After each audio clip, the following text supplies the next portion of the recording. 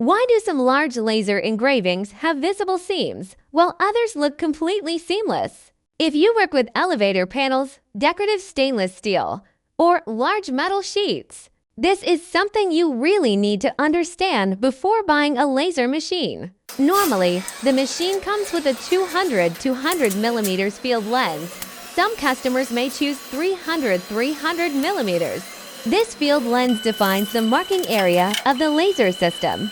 If your design fits inside this area, the engraving can be completed in one pass. But what happens when the design is larger than the field lens area? The machine will finish one section first. Then the motion system repositions the laser head to continue engraving the next section. This process is called split marking.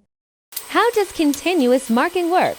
If at least one dimension of the design, length or width, is within the field lens size, the engraving can be completed continuously without visible seams. For example, with a 200 millimeters field lens, a design like 600 millimeters can still be engraved seamlessly.